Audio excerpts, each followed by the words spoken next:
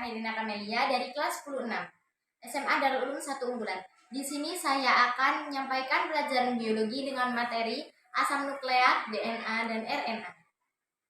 Definisi asam nukleat. Asam nukleat adalah molekul besar yang terdiri dari rantai nukleotidas yang mengandung informasi genetik. Nama asam nukleat diberikan karena awalnya mereka ditemukan di dalam nukleus dan karena keberadaannya gugus fosfat atau terkait dengan asam fosfat. Selanjutnya, struktur asam nukleat ada 3, gula, fosfat, dan juga basa. Sedangkan jenis asam nukleat ada 2, DNA dan juga RNA. Selanjutnya, di sini saya akan menerangkan tentang DNA.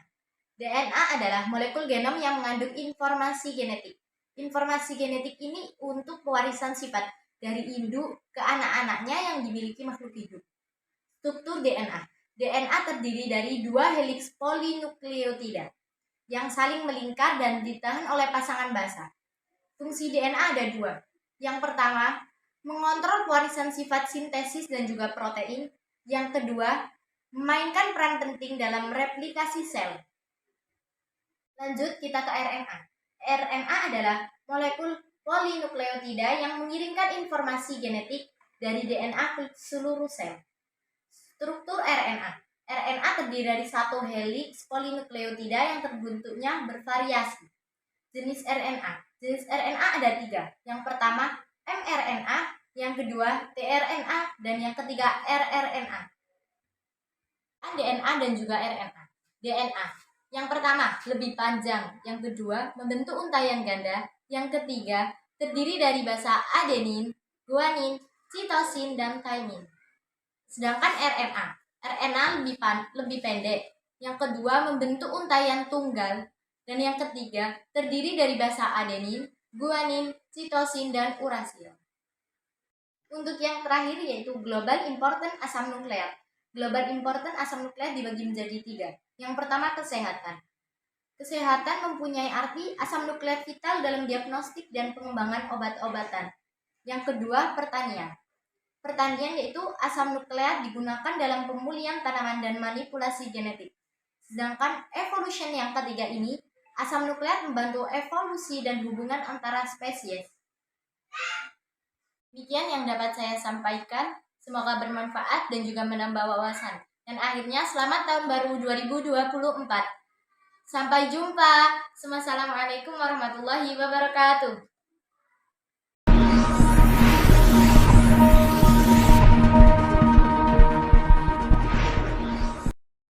Assalamualaikum warahmatullahi wabarakatuh.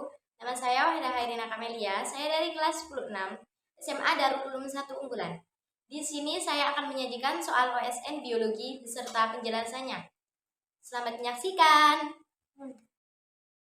Hal yang pertama, pembelahan sel secara tidak terkendali yang mengarah kepada kanker dapat dipicu oleh mutasi yang terjadi pada berbagai gen. Secara umum, gen-gen ini dikelompokkan menjadi onkogen dan gen supresor tumor. Tentukan apakah pernyataan berikut benar atau salah mengenai kedua gen tersebut. A. Mutasi pada satu salinan dari suatu onkogen sudah cukup untuk mengarahkan sel menuju kanker. B. Dibutuhkan mutasi pada kedua salinan dari suatu onkogen di dalam sel yang sama sebelum sel mengarah kepada kanker. C. Dibutuhkan mutasi pada suatu sel salinan dari suatu gen supresor tumor pada suatu sel dan mutasi pada salinan lainnya dari gen yang sama pada sel lainnya agar kanker dapat berkembang. E. Dibutuhkan mutasi pada kedua salinan dari suatu gen supresor tumor pada suatu sel sebelum sel mengarah kepada kanker. Untuk penjelasannya, jawaban A benar. Mutasi pada satu salinan dari suatu onkogen sudah cukup untuk mengarahkan sel menuju kanker. Onkogen adalah gen yang jika mengalami mutasi atau aktivitas berlebihan dapat menyebabkan pertumbuhan sel yang tidak terkendali. Onkogen itu bersifat dominan, sehingga mutasi pada satu salinan saja sudah cukup untuk memicu proses kanker. B. Salah. Dibutuhkan materi pada kedua salinan dari suatu onkogen di dalam sel yang sama sebelum sel mengarah kepada kanker. Sebagai besar, onkogen bersifat dominan. Artinya, mutasi pada satu salinan saja sudah cukup untuk menyebabkan perubahan pada sel dan mengarah ke kanker. Tidak dibutuhkan mutasi pada kedua salinan. C. Salah. Dibutuhkan mutasi pada satu salinan dari suatu gen supresor tumor pada suatu sel dan mutasi pada salinan lainnya dari gen yang sama pada sel lainnya agar kanker dapat berkembang. Jadi, gen supresor tumor umumnya bersifat resesif, sehingga mutasi pada kedua salinan gen tersebut pada satu sel diperlukan untuk menghilangkan kontrol pertumbuhan dan menyebabkan kanker. D. Benar. Dibutuhkan mutasi pada kedua salinan dari suatu gen supresor tumor pada suatu sel sebelum sel mengarah kepada kanker. Gen supresor tumor berfungsi sebagai pengendali pertumbuhan sel. Jika kedua salinan gen supresor tumor pada satu sel mengalami mutasi, maka kontrol pertumbuhan tersebut hilang dan dapat memicu kanker. Saya akan membahas soal yang kedua. Anemia sel sabit disebabkan oleh mutasi titik pada gen hemoglobin yang menghasilkan substitusi dari satu asam amino pada peptida B globin dari hemoglobin. Tentukan apakah metode berikut dapat digunakan atau tidak dapat digunakan. A. Isolasi DNA dari leukosit yang dilanjutkan dengan analisis Southern blot untuk mendeteksi ukuran ekson gen globin. B. Isolasi DNA dari leukosit dilanjutkan dengan sequencing DNA dari intron gen globin. C. Isolasi DNA dari leukosit dilanjutkan dengan amplifikasi PCR dan hibridisasi alele spesifik oligonukleotida atau ASO. D. Analisis Western blot dari ekstrak sel darah merah. Ini saya akan menjelaskan penjelasan dari soal nomor 2. Untuk yang A, salah. Isolasi DNA dari leukosit yang dilanjutkan dengan analisis Southern blot untuk mendeteksi ukuran ekson gen globin. Pertimbangan, metode ini dapat memberikan informasi tentang ukuran ekson gen globin dan mungkin mendeteksi perubahan ukuran jika ada mutasi. Namun, ini tidak akan secara langsung memberikan informasi tentang mutasi titik pada level nukleotida. Untuk yang B, benar. Isolasi DNA dari leukosit dilanjutkan dengan sequencing DNA dari intron gen globin. Pertimbangan, sequencing DNA intron dapat memberikan informasi detail dengan nukleotida dan mendeteksi mutasi titik. Ini bisa berguna untuk mutasi pada gen globin. Yang C, benar. Isolasi DNA dari leukosit dilanjutkan dengan amplifikasi PCR dan hibridisasi alele spesifik oligonukleotida. Pertimbangan amplifikasi PCR dengan ASO dapat secara selektif mengamplifikasi wilayah gen yang mengandung mutasi titik. Ini dapat memberikan informasi tentang alel spesifik. Untuk yang D, salah. Analisis Western blot dari ekstrak sel darah merah. Pertimbangan, Western blot tidak efektif untuk mendeteksi mutasi titik pada tingkat DNA. Ini lebih berguna untuk mendeteksi perubahan pada tingkat protein. Selanjutnya yaitu nomor 3. Sel sperma mencit mengandung protein reseptor yang mampu berkaitan dengan suatu glikoprotein ZP3. Pada zona pellucida sel telur mencit, pengikatan reseptor ZP3 dengan ZP3 menginisiasi reaksi akrosom sperma. Tentukan apakah pernyataan berikut benar atau salah. A. Menginjeksikan telur dengan antibodi yang berkaitan dengan ZP3 akan menghambat terjadinya fertilisasi in vitro. B.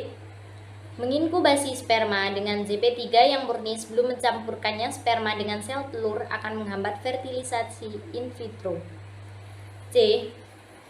Percobaan imobilisasi protein dengan cara melapisi manik-manik sintetik. dengan glikoprotein yang berbeda yaitu ZP2, menyebabkan kegagalan agregasi sperma pada manik-manik. D. Percobaan imobilisasi protein dengan cara melapisi manik-manik sintetik dengan ZP3 menyebabkan agregasi sperma pada manik-manik.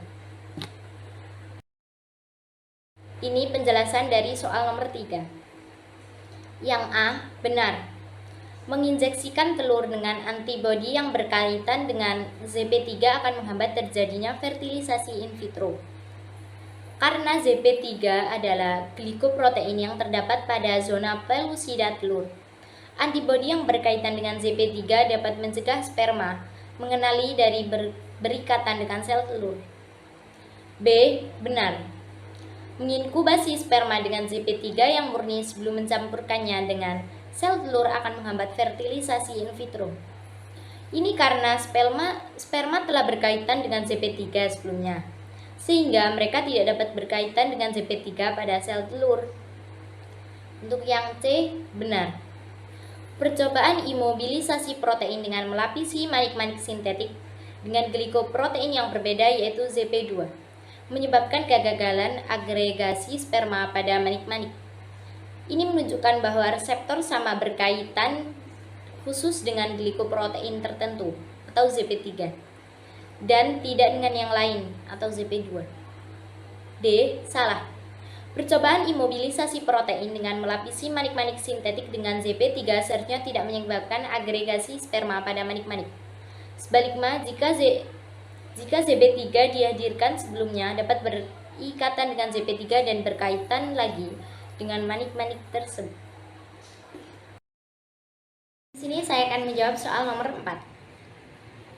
Selain menghasilkan mRNA yang dapat ditranslasi menjadi polipeptida transkripsi pada eukariot, juga menghasilkan berbagai jenis RNA struktural dan fungsional.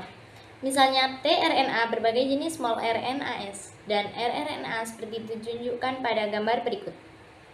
Tentukan apakah pernyataan berikut benar atau salah. A. Aktivitas peptidil transferase pada ribosom dihasilkan dari rRNA. OH tipe RNA polimerase yang mensintesis molekul 455. Prekursor RNA adalah sama dengan RNA polimerase yang mensintesis RNA. C. Skema di atas menunjukkan bahwa molekul 455 prekursor RNA mengalami proses splicing. D. Terdapat penambahan kepala 5 guanosium dan ekor poli A. Pada proses di atas hanya saja tidak ditunjukkan pada gambar. Saya akan membahas soal nomor 4. Untuk jawaban yang A benar. Aktivitas peptidil transverse pada ribosom dihasilkan dari rRNA. rRNA adalah komponen utama ribosom dan aktivitas peptidil transverse terletak pada rRNA besar. Oleh karena itu pernyataan ini benar. Untuk yang B salah. OH tipe RNA polimerase yang mensintesis molekul 455 prekursor RNA adalah sama dengan rRNA polimerase yang mensintesis mRNA. Tipe RNA polimerase adalah mensintesis molekul 455 prekursor. rRNA adalah RNA polimerase 1, sedangkan tipe RNA polimerase yang mensintesis mRNA adalah polimerase 2. Oleh karena itu pernyataan ini salah. Untuk yang C benar. Skema di atas menunjukkan bahwa molekul 455 prekursor rRNA mengalami proses splicing. Skema tersebut menunjukkan bahwa molekul 455 prekursor RNA dipotong menjadi 3 fragmen. Yang lebih kecil yaitu 185 rRNA, 5,85 rRNA, dan 285 rRNA. Proses pemotongan ini disebut splicing. Oleh karena itu pernyataan ini benar. Untuk yang D, benar. Pada proses sintesis rRNA, terjadi penambahan kepala 5, guanosin dan ekor poli A. Kepala 5 guanosin berperan dalam proses inisilasi translasi, sedangkan ekor poli 4 berperan dalam stabilitas rRNA.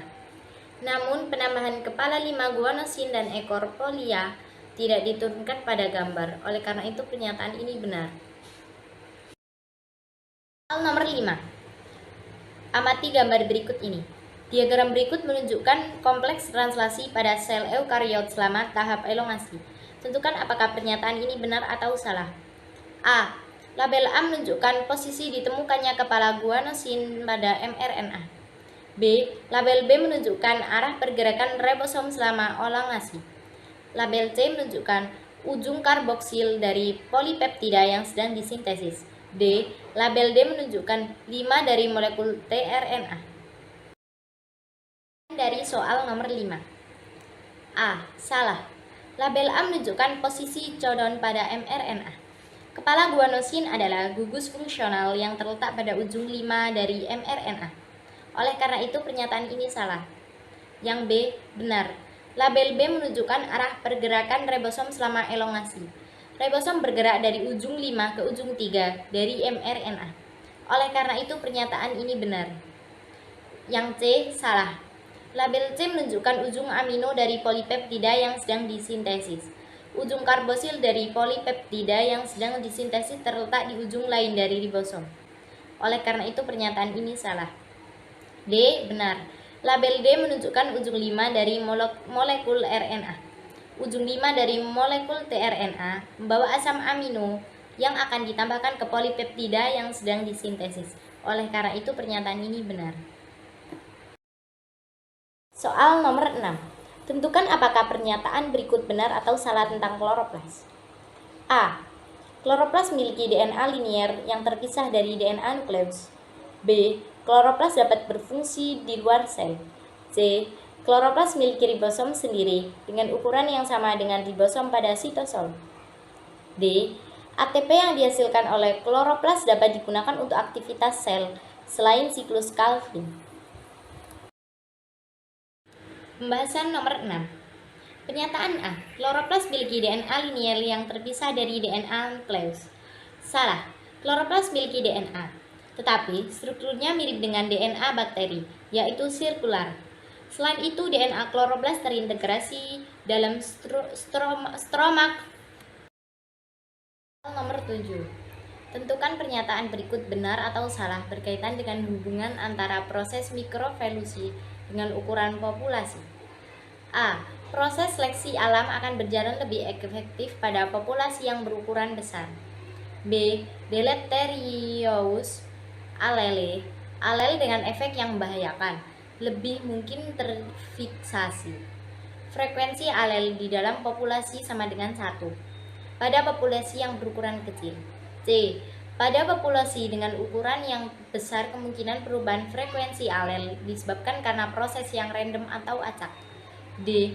Peningkatan homozygosity diasosiasikan dengan penurunan ukuran populasi. Bahasan nomor 7. A. Salah. Proses seleksi alam akan berjalan lebih efektif pada populasi yang berukuran besar. Sebaliknya, seleksi alam cenderung lebih efektif pada populasi yang berukuran kecil. Pada populasi yang berukuran besar, efek seleksi alam dapat tersaring oleh variasi genetik yang lebih besar. B. Benar. Deleterious allele lebih mungkin terfikasi pada populasi yang berukuran kecil. Populasi yang berukuran kecil cenderung lebih rentan terhadap efek alel deleterious yang terdapat terifikasi karena ukuran populasi yang kecil meningkatkan kemungkinan drift genetik atau fluktuasi acak frekuensi alel. C. Benar. Pada populasi dengan ukuran yang besar, kemungkinan perubahan frekuensi alel disebabkan karena proses yang random atau acak. Populasi besar cenderung mengalami perubahan frekuensi alel karena proses yang lebih terarah seperti seleksi alam. Sementara populasi lebih kecil mungkin mengalami perubahan yang terpengaruhi oleh drift genetik yang lebih acak. D. Benar. Peningkatan homozygosity diasosiasikan dengan penurunan ukuran populasi. Populasi yang mengalami penurunan ukuran cenderung mengalami peningkatan homozygosity karena drift genetik yang lebih signifikan dalam populasi kecil dapat menyebabkan alel menjadi lebih homozigot. Nomor 8. Tentukan pernyataan berikut benar atau salah berkaitan dengan teori evolusi Darwin. A. Terdapat perbedaan kemampuan reproduksi di antara anggota populasi. B. Tekanan seleksi menyebabkan peningkatan laju mutasi. C. Proses Darwinian selection terjadi pada populasi. D. Proses Darwinian selection akan terjadi lebih cepat pada populasi dengan keragaman genetik yang tinggi. Soal nomor 8. A. Benar. Terdapat perbedaan kemampuan reproduksi di antara anggota populasi merupakan salah satu prinsip evolusi Darwin. Individu yang memiliki sifat-sifat yang memberikan keuntungan reproduktif lebih besar kemungkinan bertahan hidup dan mewariskan sifat-sifat tersebut ke generasi berikutnya. B. Salah. Tekanan seleksi tidak menyebabkan peningkatan laju mutasi. Tekanan seleksi mempengaruhi frekuensi gen dalam populasi, tapi tidak langsung mempengaruhi tingkat mutasi. C. Benar, proses Darwinian selection terjadi pada level populasi.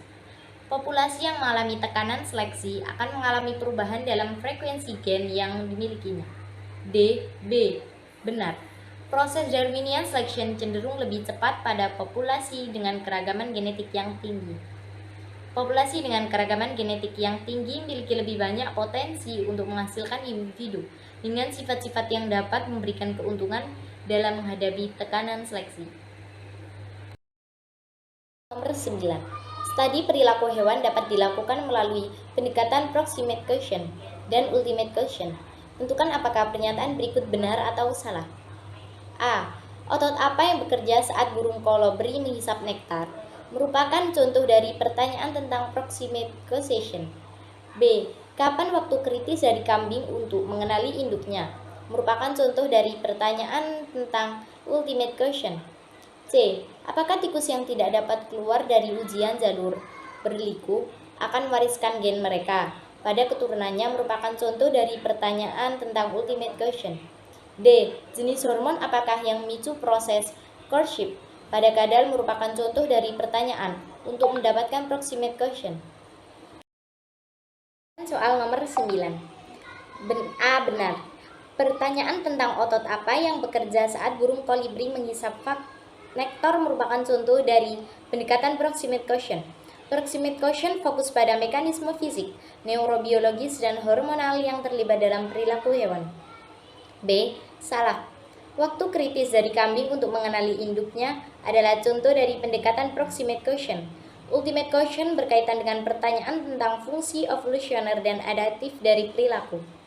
C. Benar. Pertanyaan apakah tikus yang tidak dapat keluar dari ujian jalur berliku akan mewariskan gen mereka pada keturunannya merupakan contoh dari pendekatan ultimate caution. Ini mencari pemahaman tentang bagaimana perilaku tersebut memberikan keuntungan atau kerugian dalam evolusi dan seleksi alam. D. Salah. Jenis hormon apa yang memicu proses courtship pada awal merupakan contoh dari pendekatan proximate caution. Ini mengeksplorasi faktor-faktor internal dan mekanisme fisik yang terlibat dalam perilaku kadal tersebut. 10. Burung sandpiper bertotol betina melakukan ritual kawin yang agresif terhadap burung jantan. Setelah kawin, burung betina tersebut meninggalkan sarang berisi telur untuk dierami oleh burung jantannya. Rangkaian peristiwa ini diulangi berkali-kali dengan jantan yang berbeda, hingga tidak ada lagi jantan yang tersisa. Burung betina hanya akan mengerami pada sarang paling akhir. Tentukan apakah pernyataan berikut ini benar atau salah. A. Perilaku tersebut menunjukkan poligini.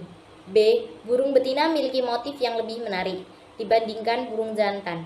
C. Pada spesies ini burung jantan bertugas menentukan dan mempertahankan teritori. D. Burung betina memiliki peran dominan dalam merawat anakan yang dihasilkan. Soal nomor 10. Pernyataan A.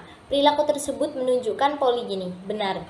Poligini merujuk pada sistem perkawinan di mana seekor jantan memiliki beberapa pasangan betina sepanjang hidupnya. Dalam kasus ini, burung betina sandpiper melakukan ritual kawin yang agresif terhadap beberapa burung jantan dan meninggalkan sarang untuk dierami oleh jantan terakhir. Pernyataan B. Burung betina memiliki motif yang lebih menarik dibandingkan burung jantan. Salah.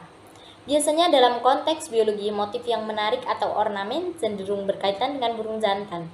Dalam konteks seleksi seksual, burung jantan seringkali mengembangkan fitur menarik atau warna cerah untuk menarik perhatian betina.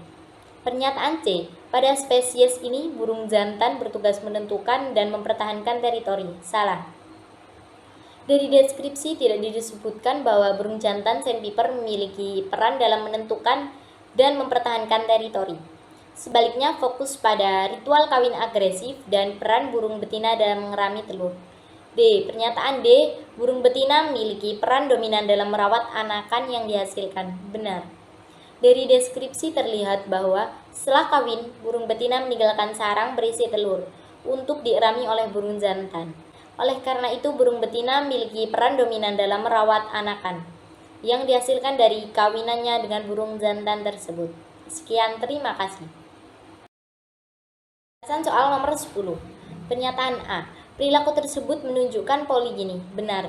Poligini merujuk pada sistem perkawinan di mana seekor jantan memiliki beberapa pasangan betina sepanjang hidupnya. Dalam kasus ini, burung betina sandpiper melakukan ritual kawin yang agresif terhadap beberapa burung jantan dan meninggalkan sarang untuk dierami oleh jantan terakhir.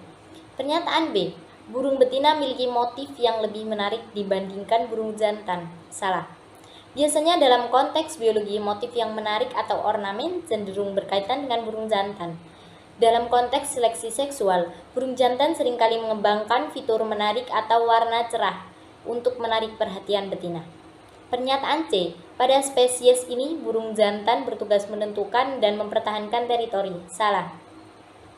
Dari deskripsi tidak disebutkan bahwa burung jantan sandpiper memiliki peran dalam menentukan dan mempertahankan teritori. Sebaliknya, fokus pada ritual kawin agresif dan peran burung betina dalam mengerami telur. D. Pernyataan D. Burung betina memiliki peran dominan dalam merawat anakan yang dihasilkan. Benar. Dari deskripsi terlihat bahwa setelah kawin, burung betina meninggalkan sarang berisi telur untuk dierami oleh burung jantan. Oleh karena itu, burung betina memiliki peran dominan dalam merawat anakan yang dihasilkan dari kawinannya dengan burung jantan tersebut. Sekian, terima kasih.